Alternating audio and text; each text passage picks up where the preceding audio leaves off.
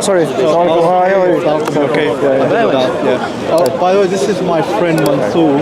So if you've got any, I think I've seen you on YouTube a few okay, times. cool. Yeah. Now we will see you here because whoever comes and speaks corner, they're on YouTube. Oh, okay. So I didn't ask your name. Trey. Trey. Nice to meet you. I'm Naz. Naz? Okay. What's your name? Mohammed. Nice to meet you. Trey's actually an ex-Jehovah's Witness. Have you ever met? We have met Jehovah's Witnesses that came into our door, like Cecil. and In fact, there's a very nice friend of ours for many years, Cecil. How many years we've known him? 20 years, even more. Longer than that. Longer than that, probably. Yeah. And you guys talk back and forth. Yeah. Whenever we see him, we talk. But he's cool. Yeah. So when do you see Cecil? He doesn't come here anymore because this place has become so toxic. He doesn't like it. So wait. There was a Jehovah's Witness who would come here and he would talk to other people. Yes. And sometimes he'll be on the Muslim side, debating the Trinity. Trinitarians. Yeah. He'll support the Muslims against Trinitarians. Yeah. You have to understand how mind-blowing that is. Yeah. These witnesses are not told to pretty much debate. And they're very much not told. Cecil was a maverick, like He kind of did his own thing. Right? Yeah. Did anybody see him? What do you mean? Or no, I mean by that is like... But when we said a long time ago, there wasn't this public social media exposure like that. Okay, It could be that because of that, so we didn't see him. But he doesn't come here anymore. So it's interesting. So what are your current understanding then? If you've ex-Jehovah's Witness, what do you currently believe? Become a Muslim or? I guess I'm more interested. Do you know who Jordan Peterson is? Jordan Peterson. Jordan Peterson. Jordan Peterson. No, Jordan Peterson is not a religion, right? So what is your religious identity now? So I guess I would say deist, but I would say that like religion is important. We are innately religious animals, and pretty much we have religious concepts inside of us, inside of our psyche.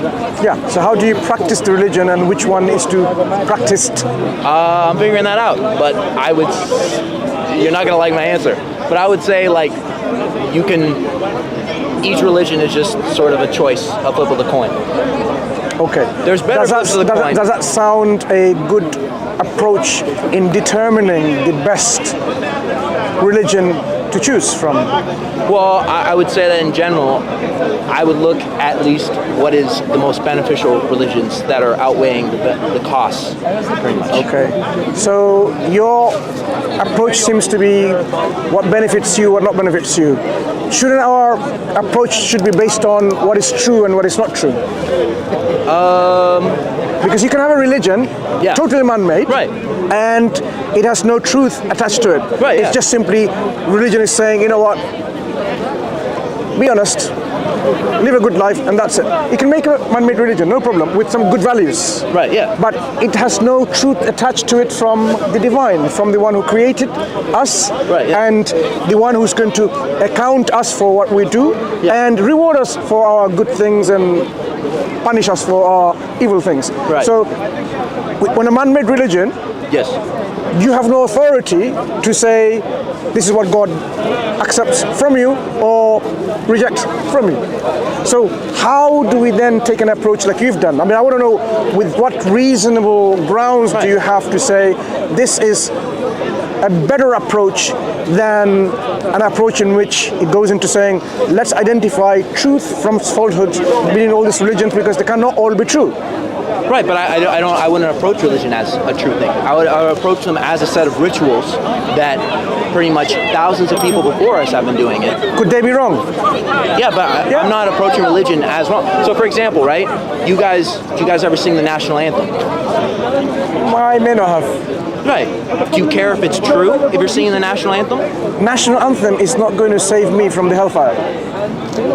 Right, my but concern is I would not... disagree on the hellfire part. No, Yeah. what I'm saying is my concern is if there is a creator who created us Yes. with a purpose of our creation, Yes.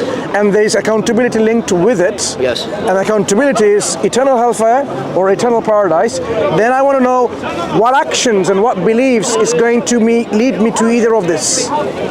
Where do we National- get it? national anthem. I will go with you on the step one because that's easy. Which is what? Step two is always going to be the problem of what is the true religion, right? God is the easy part. We can get there. We can have better arguments. Step two, though, where we're going to say this religion is more true than the other one, that's going to be very difficult. I feel like you can both agree with that. Why would it be difficult? Because truth stands clear from error and falsehood. Okay, if something is Truth true, itself will be manifestly obvious that this is true. Okay. For example, someone says this tripod is God. We should worship it. You know, we should worship it Monday morning and Thursday evening, twice a week. It will be obvious that this is not God, not worthy of Okay. worship. Well, so you're using an English term of God, right, in a 20th century concept, right? No, I'm using the word Did- God as it's understood. If we don't understand what God means, then we can say the originator of the heavens and the earth, of the cosmos.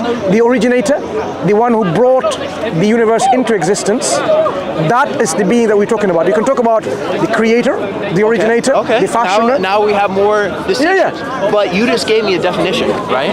And then you gave me some more clarifications. And you said, this is obvious. And then I pointed, hey, wait, you're using your understandings in your environment to say it's obvious. Since when God is an understanding where God is not the creator of the universe? In which religion are you talking about in the contemporary sense? Today, when people talk about God, they don't talk about this tripod as God. Right, well, okay. In the colloquial sense, yeah. God is understood to be the originator of the heavens and the earth. Right. But like, That's what I used it. You can understand my point at the very least in saying that you say today, you say God, you're using these terms as you have understood them coming up from a context, right? I can use language which you're familiar with. Right. So I cannot use a term that you're not. If I say, for example, let's talk about Ar-Rahman. Yeah. Do you know what Ar-Rahman is? I wouldn't know. Of course not. Right. So that's why I'm using terminology that is commonly known. Right. And if there is a disagreement or misunderstanding or confusion with this term, we can qualify it. Yes. So if I said the originator of the cosmos, Yeah. then you have a better qualification of what I mean. Right. Yeah. I don't mean a human being which people worship because he's a good guy. Right. Yeah. But I'm just trying to make the point that when you say something is truth, it's right there. Yeah. So if I use the word, if we I just didn't had a use, disagreement no, if about I use the word because I assumed you understood what God is as understood in everyday sense. Yes. Fine. So if I had used the originator of the heavens and the earth, cannot be this Yeah. tripod. So once we sort out definitions, Yes. then it will be obvious, right? What is obviously not true. I hope so. Yeah. Yeah. So in that sense, we can offer you the concept of God in Islam. Okay. Okay, where God is the one who brought everything into existence. So he's the one who's called Badi'us Samawati wal Ard, the originator of the heavens and the earth. Okay. And having brought us into existence, we are totally dependent and reliant on our Creator. So whatever reason the Creator has created us, we must fulfill it. Otherwise, we will be an arrogant, stubborn individuals, trying to do our own things when we did not even have our own life, which was given to us for a reason. So we need to know what purpose of our life is, and our Creator tells us in Islam is to be grateful to Him, to worship Him. Okay, the essence of worship is gratitude, to be totally thankful and grateful to Him, and gives us guidance in how to conduct our life. And if we follow that guidance, then we'll be happy and successful in this world and the world to come. Wait, so in the Quran, God promises you if you do all the right things that you will be happy and successful in this life. Yeah, in this, He will make you in this life and on the other life. In fact, those who reject God, God even constricts them in such a way. Ma'ishatan danka, I think this is how the word is used in the Quran, where He constricts their life and their life becomes miserable. Okay. If you don't accept God and if you're becoming stubborn and so on, if you don't follow the path of God, and you choose otherwise, then your path becomes so constricted as if you're ascending into the sky. Like if you're going in high altitude, how do you feel in your heart? So your life is going to be like miserable. That's why look at the people who are godless. Many people, they commit suicide. Why? Because this materialistic mindset and so on, it makes them so miserable. There's no content and peace in their hearts anymore. Okay? So when you seek the path of God and you trot along this path, yes, God expands your breast, your heart, and you feel, you know, the guidance coming in, the peace and tranquility coming in. Gotcha. So do you have the story of Job in Islam? Yeah, there's a prophet called Ayub. Yes. Yeah. So how Job. Yeah. Okay.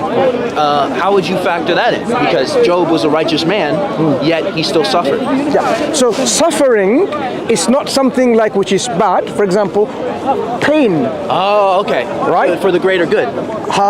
So something is necessary. Okay. The elements which is the what is called the binary things is necessary, right, wrong, and so on. So you appreciate better. God placed us and didn't just give us a free certificate to say, go to heaven just because you say, I think you're God. No. He wants us to really prove to ourselves that we are righteous in our conduct, best in our conduct, in our deeds. Yeah. And so we are righteous in our submission to Him. So He'll test us. God says, وَلَنَبْلُوَنَّكُمْ بِشَيْءٍ مِّنَ الْخَوْفِ وَالْجُوعِ وَنَقْصٍ مِّنَ الْأَمْوَالِ وَالْأَنفُسِ وَالثَّمَرَاتِ وَبَشِّرِ الصَّابِرِينَ. I hope I've remembered this ayat of the Quran, because the Quran is in Arabic, okay? Yeah. God says, we will test from something off with fear and hunger, loss of life and fruits and crops and so on and so forth, and give glad tidings those who are patient. Yeah. So there is going to be an element of test and tribulations. Yes. Ayub, or Prophet Job alayhi salam, went through a test. Even the prophets go through the testing, so that even the prophets go through testing, phase of testing. God will test them so that they are patient. They are, you know, so this is God's way of preparing them. So are you saying that everyone is tested? Well, could a test lead in death? Could a test lead in death? No. God doesn't test people to lead to death, because that defeats the purpose of the test. Well, but like, if you could say that the test will lead into the next life. No. What I'm saying is the test, as I said, even with the loss of life. Yeah, God says even loss of life. For example, in a family, a child might die. Yeah. That can be a test for the parents, whether they are still grateful to God and patient with God or not, or simply they become like, why is it me, and so on and so forth, right? Because God wants people to understand, okay, that the life belongs to Him, to God, not to you. He can take the life whenever He wants. Right. Are you still thankful to Him for the life that God has given, and the thing that He's given as a provision, and so on and so forth, and being grateful to Him for as He is as the one who's provider of all things. Yeah. So if there's a loss of life, it can be a test to the parents, for example. Yeah. So some test is of loss of life. Yes. Some test is of something like Prophet Job. Yeah. What happened to Prophet Ayub alayhi salam? He was afflicted with some disease, right? Yeah. He was so ill. Yes. Like skin with some skin disease. So I don't know what's it exactly called in English, but it was like skin rotting away, something like this, right? Yeah. No one would come near him. Right. But he was patient. Right. He never asked God, "Oh God, cure me of this." Right, but who caused that? Who caused the boils? No. God is the one putting trust and tribulations. Yeah. So this can be, as I said, everyone gets tested. Yeah. Okay. Yeah. Okay, that's a clarification. Yeah. I guess. Okay, so here's how I understand things, right? In the Quran, don't you believe that that let's say someone has never heard of Islam, right? Will they be put in the hellfire? Okay, very good question. So God tells us that He does not punish anyone unless he sends them a warner. Okay? Yes. That's point number one. Okay. Point number two, every nation has been sent a warner. Okay. Okay? Yeah. So if you marry this together, that means no one will be in a state where there was no one. Now there might be an interim state we call the Ahl al-Fatra, where there's in between the two prophets, for example. What happens to them, for example? Yes. Okay? In a situation like this, there will still be hopefully remnants of the message from the previous prophet and messenger. Right. Okay. If even that was absent, there's an additional thing God has equipped people with. Yeah. The intellect. Okay. Yes. If people did not use their intellect, because if they did, they would have come to the realization and acceptance that there is a creator, and that creator is one and only, and is the creator who is worthy of our worship. If they did not use that faculty of intellect and the application of the intellect, then they will be punished. But if people, I don't know, if people did and didn't come to the right realization, or their faculty was impaired, for example, they were insane, whatever, then of course God is not going to punish them, because God says He is just and He will not be unjust to anyone, even to the least. So they will have their justice done in the day of judgment. We cannot simply blanketly say that everyone's fate is going to be like this, because some people may be such that the truth never really came to them. So God's not going to punish them because the truth didn't arrive to them. Right. Okay. So God will either do a test in the day of judgment, perhaps with them, or He will be merciful to them. God is the one to make that decision, not us. Okay. So let's say someone hadn't heard about that, right? And let's say they have a pagan religion, right? Do you think that they would be better off following a pagan religion or doing nothing, not believing in God, not doing anything? Okay. So you're creating a dichotomy in terms where not believing in God is also a form of associating partner with God, where instead of giving the right and gratitude to God, you're giving it to something else, like your own self, your government, your country. So that is a punishable crime, just like a punishable crime when you associate partner with God in paganism. So I'm confused, but you said that there were people who would not have a warner, or at least who did not. You said someone who doesn't do anything means who do they give gratitude to? If they don't give it to God, who are they giving it to? Their own self, their own ego, their leaders, their countrymen, their whatever? They're pagan. So let's say pagan is one group. The other group I'm talking about. Yeah, so let's say that I'm in a far-off tribe, I'm a pagan, right? And either I participate in these pagan rituals, right? Or I say, I'm not going to do that, I'm going to separate myself from this pagan. That's different. Because we even know before the advent of our Prophet Muhammad ﷺ, there are people who are known as Hanifs. Yes. Okay? They are people of like Fitra, in which they dissociated themselves from worshipping of any pagan gods or anything like this, but they had the concept of one God. So they were inclined to the worship of one God.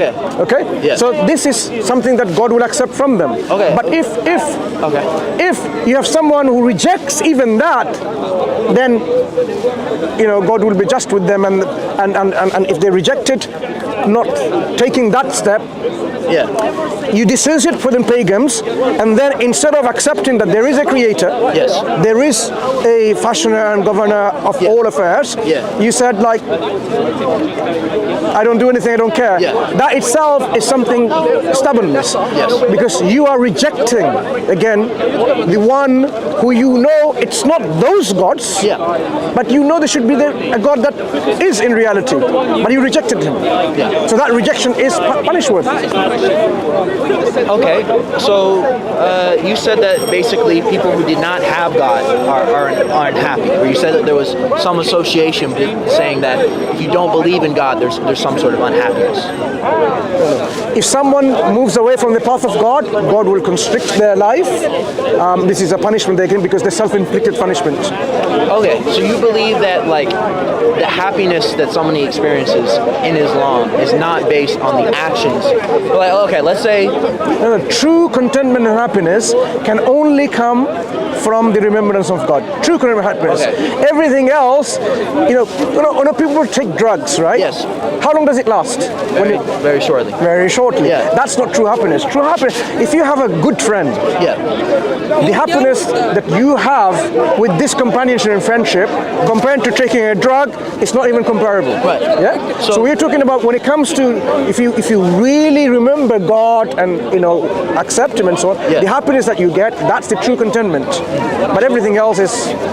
So how I understand things is that, let's say somebody was in prison, right, and they were a Muslim, right, and they were not allowed to pray, they were not allowed to do any form of worship, right, but they understood God, they were still Muslim intellectually, right? Then let's say somebody who's out free in society, right, they are able to pray, they are able to have a community, they are able to have these things. I would say that person is happier, right, than the person in prison. And I would say the reason they're happier is because they're able to do all these things. They're able to have association, they're able to pray, and they're able to have all these mental practices. They're able to transform their lives. No, I don't see the disconnect or connection between these two. Someone who went to prison, if they have been committing a crime, so they are actually now being rehabilitated in a punitive system. Well, I would say that, let's say they're being persecuted. Yeah, they're being persecuted. So they're now undergoing a punishment in which, if they're still practicing, of course they're practicing and then they remember God and they will have some kind of connection with God always. Because remembering God, either in a free society or an oppressive society, still you have people in Gaza.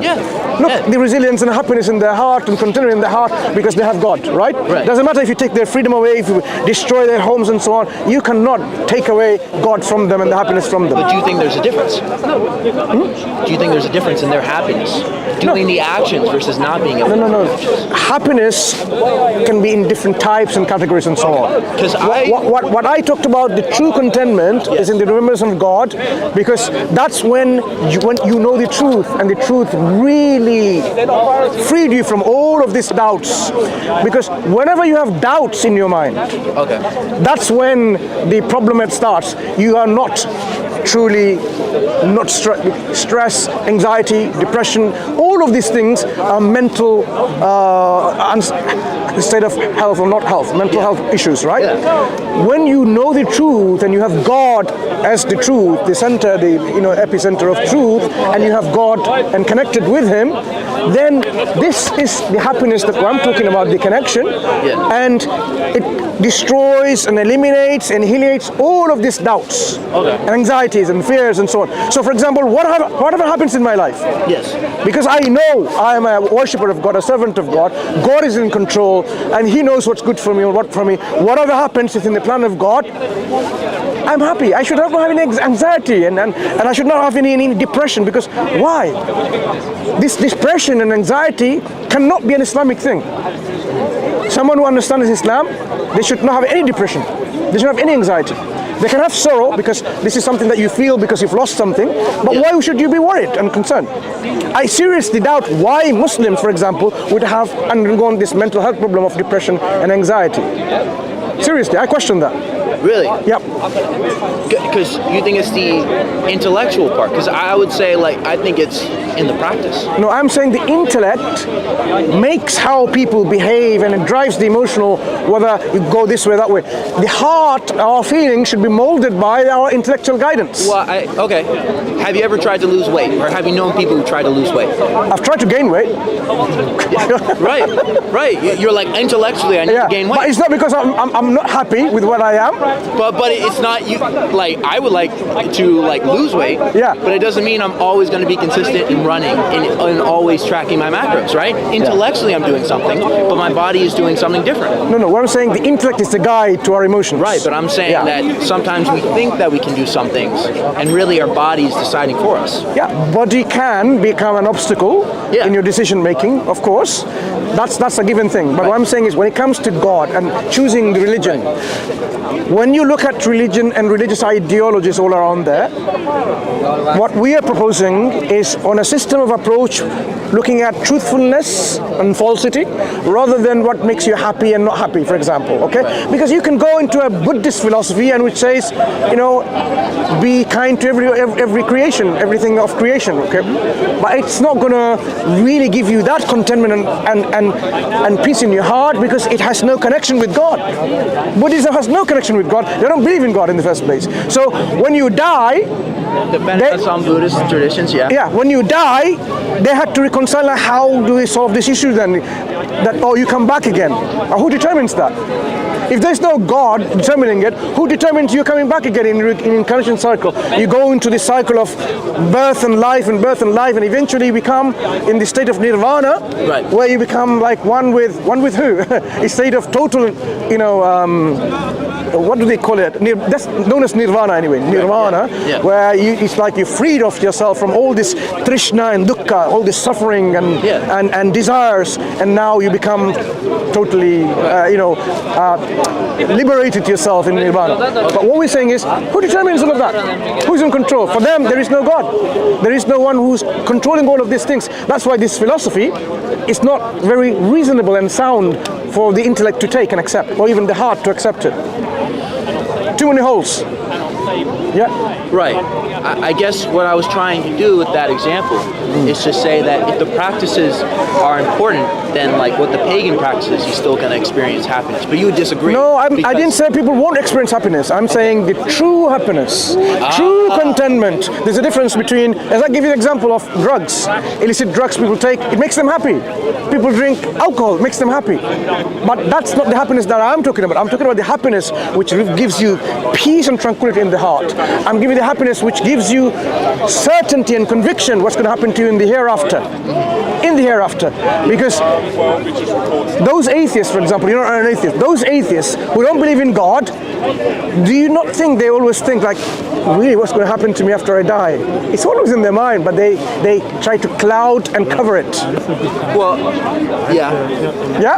When they're a real mess, like in a situation when they're about to die, a plane is about to collapse, for example, boat is about to sink, it comes out of the heart, oh, help me, oh, God, help me, oh, do they shout out to, oh, teenage Ninja Turtle, help me, Superman, help me, Batman, help me? They don't. Who do they cry on to? God, help me, whoever you are. The real state of the internal belief and ideology people have, which is hidden away and which is like, which is called suppressed, comes out. Because Muslims believe that pretty much everyone has the knowledge that Islam is true. They should just suppress it, and that's why when somebody converts, they're called a revert, right? No, what we're saying is, people, if they are left alone without programming and conditioning, I don't want to use the word brain dead or brain, what is it called? Brain dead and brainwashed. Brainwashed. Yeah, let's use the word conditioning. Conditioning by society, by environment, by parents, by family and so on. So if people weren't conditioned, they will carry on being in a state of fitra, which is a inclination to worship one God and none else. Okay? That's how the default state of a human being is. Okay? So everyone have access to that. But what happens is, as a child develops in an immediate environment of the family, or in a foster homes, or in a hospital, or whatever, prison, whatever might be the child is growing up, that environment conditions the child to believe in otherwise. Even studies have been done to show that children are actually believer in God already. As you know, various studies have been done. Do you know what's the biggest determinant in whether somebody's religious or not? I do have ideas. Well, what's your thoughts on it? Well, it's how basically the parents act. If the parents are following the religion, they're able to basically imbue the values and show that they are being righteous in their ways. That is the biggest determinant. Yeah. So there are various factors in how people turn up religious. Okay. How we're conditioned. So this is called education. So whoever is imparting education with understanding will stick with you more. And if they're not educating with understanding and they're like forced, I'm forcing you, okay, don't eat this. And then when I'm not around, he says, I'm gonna eat this now. No, he's not around. So this is what we're saying. Islam gives us this educational system with understanding, so that as you as you accept it yourself and inherently, accommodate that in your life, then you become religious. If you don't, look what happened to Taliban did in Afghanistan, right? Initially it was like a society in which do whatever. Taliban came along, for example, and they started forcing people, to do the things. people were doing this out of fear in Yeah. many cases. Yeah. Right? This is my humble criticism to Talibani, the approach, okay? Yeah. I may be wrong, but this is what I think what happened. And then when they were off power again, what happened? People reverted back. Yeah. The same as they were before. It was not lasting. It didn't last long because it was forced upon them. Yeah. But when, after that, they tried again in a different way, and people started thinking differently. It started changing because now you're giving people the understanding of why so. So if I tell you, for example, why stealing is wrong, rather than tell you don't do it, don't steal, why wrong will make you not to steal, rather than simply saying don't steal. Somebody, told you of an authority, your parents, your teachers, or the police, whatever. Yeah. So that's what Islam tells us. If you can understand the injunctions, why, the prohibitions, why, the commands, why, then you will be in a better equipped, better empowered to connect with God better. And that's why the Quran, the guidance of God didn't just come from heaven, loves and kisses to every individual. It came to a prophet, a messenger of God, upon him be peace, who became the teacher to teach people so that they can understand it, apply in their lives. Okay. So, what would you say to somebody who says, I don't believe Islam is true, but I'm going to practice it? Well, they can practice whatever you want, people can practice, but truth and falsehood, people need to weigh and accept it by themselves, right? Yeah. So, for example, someone can say, I'll do Ramadan fasting as well. You know what? Because it keeps me healthy, right? Right, yeah. The example that many people do, you know that, many people do, right? But what we're saying is, you can practice as you want, but ultimately, the decision about your outcome is based on submission to God, willing submission and sincere submission to God. That wasn't submission to God, that was submitting to your own bodily desires. Like, it will make me, intermittent fasting is going to be good for me, because now more and more studies tells me that that's a good thing to do. Let me fast. But if I say, I'm going to submit to God because it will be good for me, that's the same logic. No. When you submit to God, that's the prime condition. You need to submit. God, when you acknowledge Him as your master, as your Lord, as your creator, and you submit, that is the requirement for you to have the accountability. If you didn't, for example, Satan. But no, you said that. No, I'm going to give you an example. Okay. Then I will let you bring that. Don't forget what you were about to say. Satan. Doesn't Satan know God is the creator of the universe? Yes. Right. Do you think Satan is going to go to heaven? No. Right. Even though knowledge about God being your creator is not sufficient here. What's sufficient is being obedient to Him and submitting to His laws. Right. Satan disobeyed God and became so arrogant, he says, look, give me the chance to take everyone else to hell with me, like I'm going to go to hell. So instead of being repentant and seeking forgiveness, he didn't do that.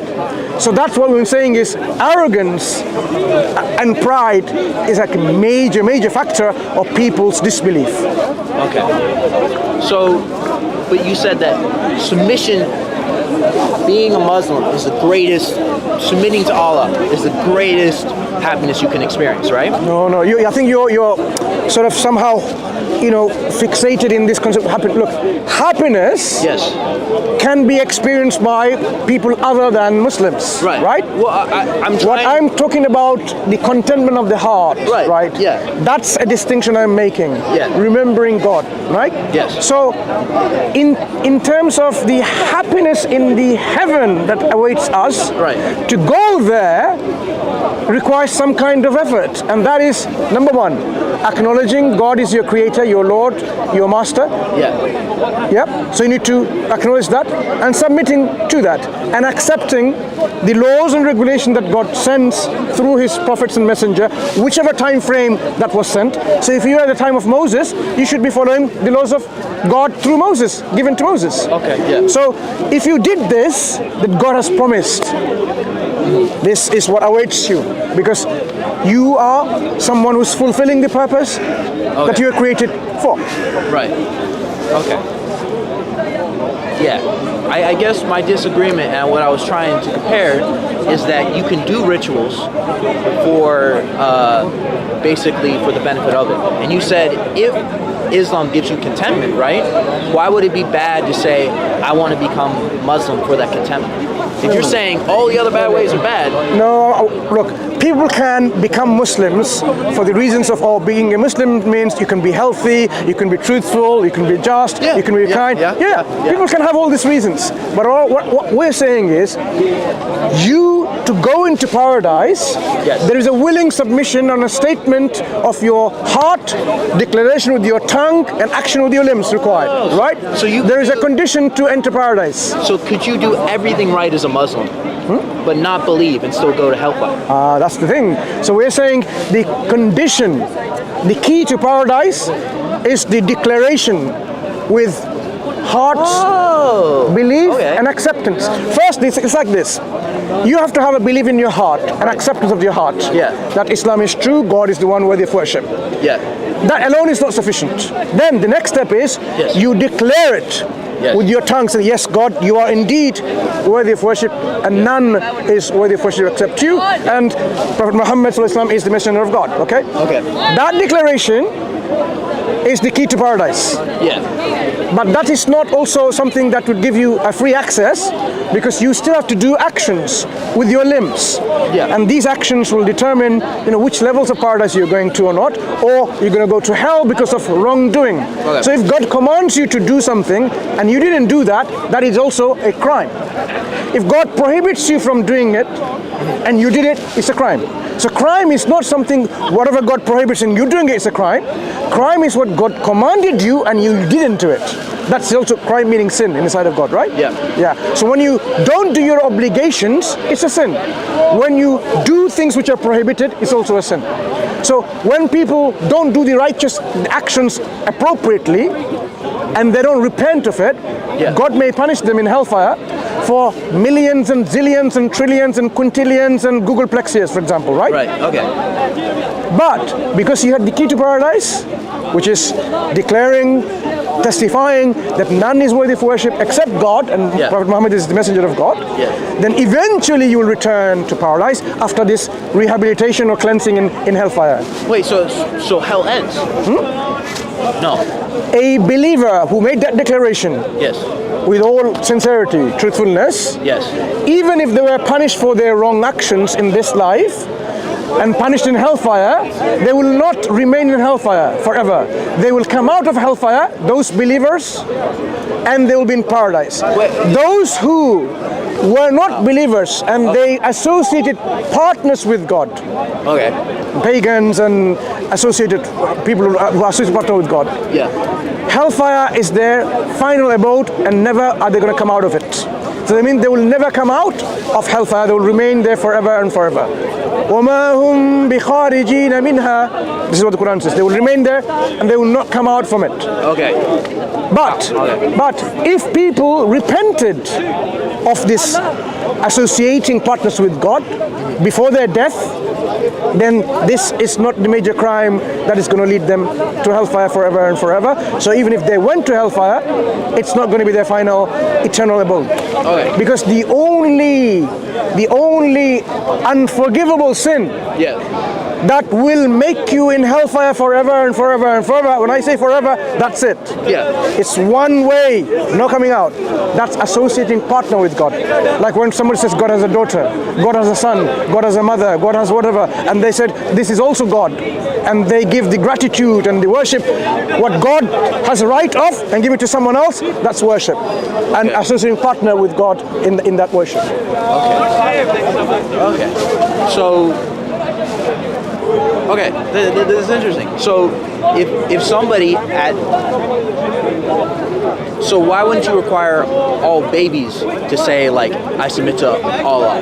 Babies are already submitting, but they just need to grow up and have the faculty of discernment, faculty of intellect. When the intellect can then say it's right and wrong, they make a distinction. At that point, they're accountable. Before that, they're not accountable. You have to reach the age of accountability. So if they say, you guys believe in the age of accountability. Okay, that makes sense. Okay, so person at the age of accountability says, I believe, I submit to Allah, all those things, right? And then leads a terrible life, right? You're saying that they'll eventually... What do you mean by terrible life? Disobeying God or... Disobeying God, murdering people, all the bad stuff, right? Okay. Eventually they'll get hellfire, but eventually it'll end. Because, look, actions can be action of the heart, action of the tongue, and action of the limbs, right? Okay. Actions. Yeah. The worst action that you can commit, worst action, as I said, which is associate partners with God. Yeah. And the highest actions in terms of its goodness and righteousness and merit is declaring and submitting with willful acceptance that there is none worthy of worship except God alone. So if God were to judge people in a day of judgment and put in a scale all your actions, good and bad, in the scale, that declaration of your truthful acceptance of your heart and declaration of your tongue that La ilaha illallah, that will outweigh every actions that you've done, you've lied, you've cheated, whatever, because this is something that's so heavy in this scale, right? So this is what will be something that your outcome will be like, you'll be in heaven. But God may decide, for example, in between what you have done. I mean, God is the one who's just. He doesn't let any injustices go unnoticed, and He will exercise His justice and His mercy. This is the only being that can exercise justice and mercy appropriately. We cannot. You know, we will be deficient in exercising that. So God, in His wisdom and in His mercy, He will exercise His justice and He will implement that justice, and no injustice will be done. So if He's merciful to someone, because He knows through His justice that that person is worthy of His mercy, and He might not punish that individual for some of the things he's done, and God forgives them. Or He punishes them because through His justice He knows that this person is worthy of His punishment. So any evil things that people done and still believed in it, as I said, they may be punished through God's justice for so long that these people would never even wanted, like, I wish I've not done that, but they'll go through this punishment. But eventually, after having that punishment taken, they'll come out and they'll be into paradise because of the key to paradise, La ilaha illallah and Muhammad Rasulullah, for example. So it's important for us to have the right belief and do the right actions. So belief and actions come together, and there's a balance between. Actions without belief is meaningless. Belief without action is also not going to help. But if people didn't have the opportunity but believed,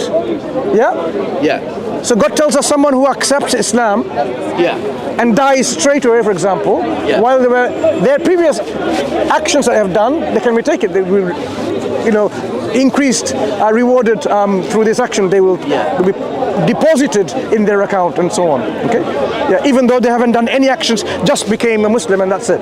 Some people would say, oh, he's done all these things and didn't do anything, but just that action itself is so merit in terms of its weight, as I mentioned to you. If you put that in the scale, it will outweigh everything.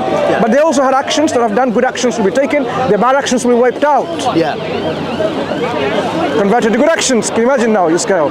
So, Islam showing justice and mercy at the same time. I know I've taken a lot of your time. No. We are here to ask and answer your questions. Because it's really fascinating. I'm interested. I just have one more question. So, ask as many as you want. We are here, don't worry. And ask my brother Nazim here. I'm just curious, what are the Muslim perspectives on evolution? So we say categorically, human beings are not evolved from a pre-existing ancestor. God created Adam from the earth, and blew into him the life. Adam became alive. So he doesn't have a physical ancestor. Like he is not born off another parents. Evolution doesn't say that. Evolution says we all came from a pre-existing parents.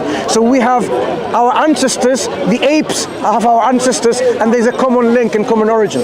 We don't come from monkeys, but the apes and orangutans and gorillas and so on, we seem to have a common ancestor from which this lineage is delineated. That's what evolution says. Okay? But when it comes to Adam, Islamic text is very clear. Because we believe not in naturalism, we believe in everything in this world, which includes supernaturalism, miracles. So this was an act of miracle that God created. We believe, for example, the creation of Jesus Christ, the Son of Mary, without a father being involved, from a mother alone. Science at this very minute still is struggling to understand how you can get a human male with X and Y chromosome from an XX from a mother. Where did Y chromosome come from? We say it's a miracle. It's a divine intervention. Okay? Not like the Christians who believe God provided the Y chromosome. Of course not. We don't believe God provided the Y chromosome. God created Jesus Christ as a human being, human male. Okay? That's the miracle that we believe in. Evolution operates under a certain paradigm called methodological naturalism. Okay? They don't have any room for supernaturalism or God and so on and so forth. That's a total different operating paradigm. And that's why we say evolution, you know, it has some, it's a good model of explaining things, but it's faulty and fallacious in various ways and aspects. Because you cannot have human beings with intellect to believe in a process without a processor, an organizer having this process in place, organizing. They believe the process just happened. So makes no sense. I'm more or less asking from like a Quranic, like I want to understand why the Quran says this. So Quran narrates the truth. That's why it says this. Okay, no, but I'm saying like, let's say, so some Christians say that evolution was a natural process. God came in, he took a Neanderthal, put a brain in it, right? And then created a new creation. Why would that not be okay? Because that is a miracle, right? We're taking a Neanderthal and... but for us, God didn't just create a brain on it. He created human beings from clay. Right. And then that clay was lifeless. God breathed into him the spirit, life, and that became life. So we can clearly see this is unlike any evolution or any models of evolution. So we cannot accept evolutionary paradigm when it comes to Adam. So absolutely not. But in terms of anything else, for example, because the Islamic text is quite silent on this, so how the process came about, whether this is like, you know, one gave rise to the other through God's instruction, could have happened. We are silent on that. We have no issues or quarrels in terms of animal evolution and so on, because Islamic text is silent. It's not something that we have to say like, oh, we reject this. We can be methodologically neutral in here. Okay? We have no issues. But when it comes to Adam, the human progeny, we are very strict in saying this is the way the Quran describes وَبَدَأَ خَلْقَ الْإِنسَانَ مِنْ طِينٍ. I think this is how the ayah goes. And God started the beginning of creation of human beings from clay. So this gives me another question. So how do you decipher, I guess, what could be poetry or metal? Because, like, you know, people 2,000 years ago don't describe events how we describe them today, right? There's a different set of position. Why couldn't you say that the clay is basically saying from the ground, that God is creating humans from the ground? Why couldn't you say that's an expression? But the description is such that there is no ambiguity, that it's not something that he had a father. He says, this is the beginning of creation of Adam, this is how he is created. So whether clay means something of the soil and Adam and so on and so forth, but it excludes the understanding that he's actually a progeny and he became a baby and grew and so on and so forth. The text is quite clear. That's how it's excluded. And just because I'm asking this question because I want to see how I guess Islam deals with, like, I guess outside sources. So let's say basically there was an academic who said, I've been looking at this use of the term clay, I've been looking at the Arabic, and I've been looking at the surrounding nations, right? And I think that when he means clay, he means up from the ground, and this is what all the academics say. Would you say, I don't agree with those academics? Let me just briefly mention to you how we do exegesis of the Quran, right? Yeah, I'm interested in that, yeah. So, there are verses in the Quran. God says, for example, He brought you from the earth like a nabatan. أنبتكم من الأرض نباتا. He brought you from the earth like a plant. How plants coming out from it. Okay. The scholars have explanation of what it means and so on. Some people think like, oh, that means maybe you've evolved from the earth and so on and so forth. There are many elements like this. But and like God says, okay, He created you in stages. Yeah. خلقكم أطوارا. He created you in stages. But still, because you have text which are we call muhkam, okay, clear, and texts which are called mutashabih. So clear and ambiguous. The clear always takes the precedence. The rules of exegesis is the clear verses will take precedence over any unclear verses. Okay? Yeah. So when they made or make exegesis of the Quran, what do they look at first? The Arabic language. And what the early Muslims, look how clever these people were. Early Muslims realized that to fall, or to prevent ourselves from the problem of exegesis, making an interpretation which is not really an exegesis, right? Yeah. Okay. Saying like it says electricity when it doesn't. They preserve the Arabic language along with the Quran. Okay. So that when they wrote the dictionaries, they said this is the meaning of these words in our understanding. Okay. So when we say the word, for example, the word khalaqa, what it means to create, does it mean to fly, or just to create and to fashion and so on, or create from nothing, or create from something? They had all of these explanations compiled and collected in dictionaries, and they preserve those dictionaries alongside. So we know, for example, even the difference between qa'ada and jalasa, for example, sitting from standing and sitting from lying down, various examples. Even the word khalaqa doesn't mean creating from nothing, right? So if God says, for example, the word that he used, I think badi', right? Bada, okay, badi' was like this, then this is originating from nothing. But khalaqa means something that you can create from something that is existing. Okay?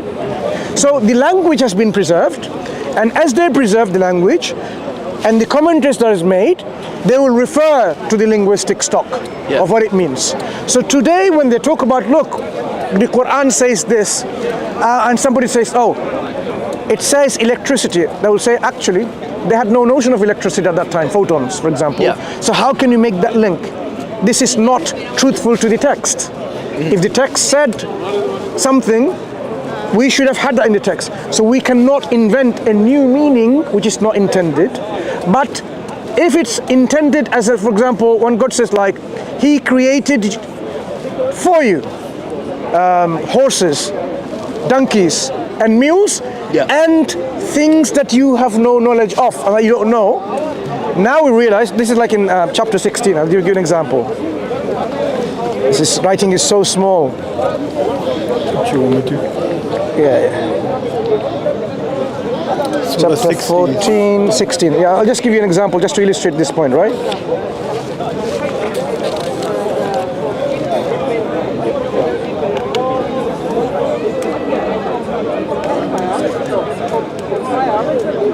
Here.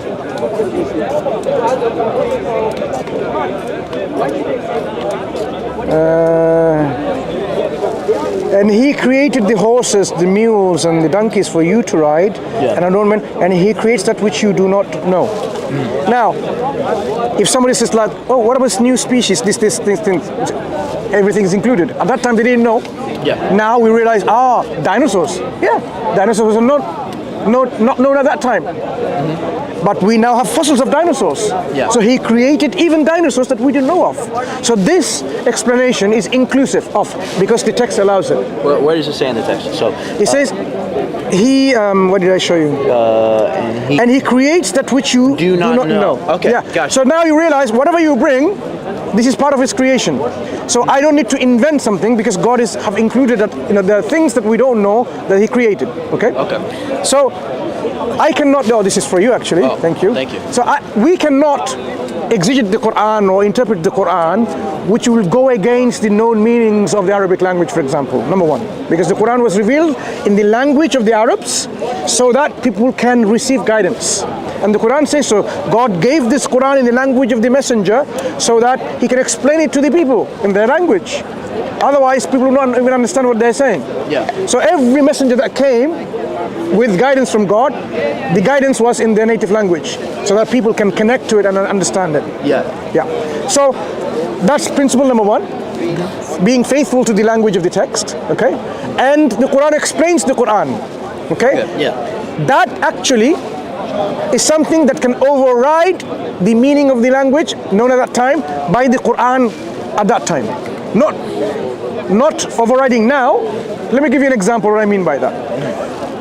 Al-Qur'anu yufassiru ba'duha ba'd. This is the principle. The Quran explains one part with another part, right? And so when the Quran says, for example, do you not see how God made this Quran which is being recited, for example? Yeah. So now the Arabs at that time, and this is quite fascinating, the Arabs didn't even have a word for the word Quran. To them, what is the Quran? Right. Like, globalization is a word that is only known today, right? Yeah, yeah. People didn't have no such concept. What do you mean by globalization? Yeah. It's a new concept. But it's rooted with the word globe and global. Yeah. But it's derived from it. So I know what it is. So Arabs knew the word qara'a, qira'atan, for example. Yeah. Iqra, read, recite, and so on. But they had no word in their linguistic stock which is called Quran. So what the Quran did, it explained what it is. That it is a book, it's a revelation, and it's recital, and it's being recited.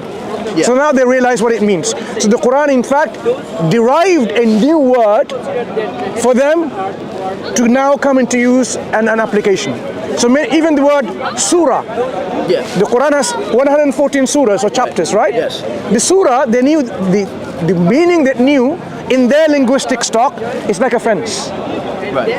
It was never understood in their poetry or their prose as a chapter, like a thematic unity of a book. And the Quran explained it.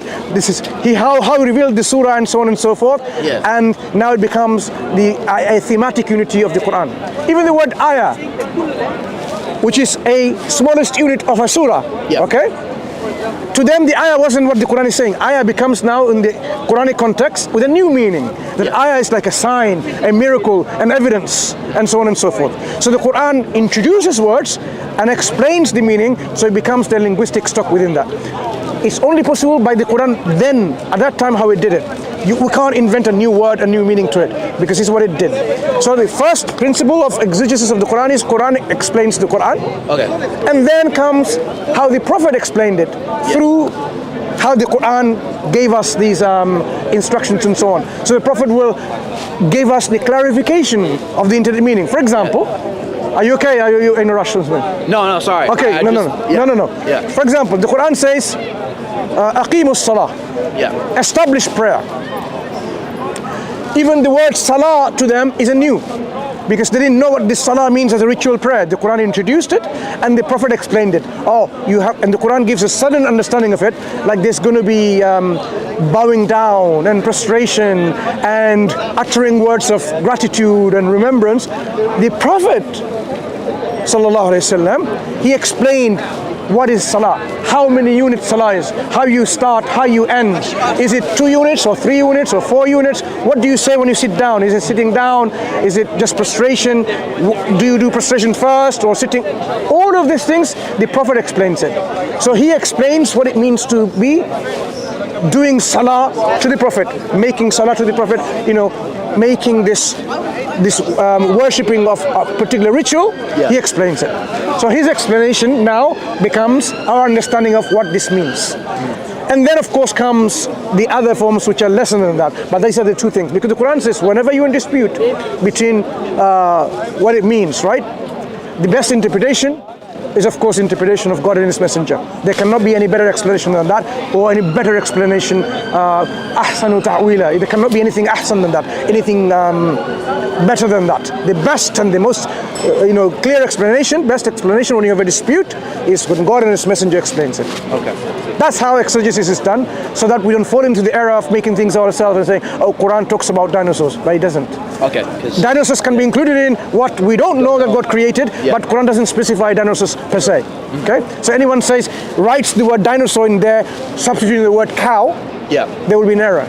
Right. Because it says Baqarah, which is not a dinosaur. Right. The word Baqarah, the second chapter in the Quran called Surah Baqarah, which is the surah of a cow translated in English, it's not a dinosaur. Anyone who translates as a dinosaur, they're in the wrong. Because Baqarah was not known as a dinosaur at that time in any way, shape or form. Okay? That's as far as my understanding goes. Okay. Sounds good. That's all the questions I have. It was lovely talking to you. Lovely talking to you. What's your name again?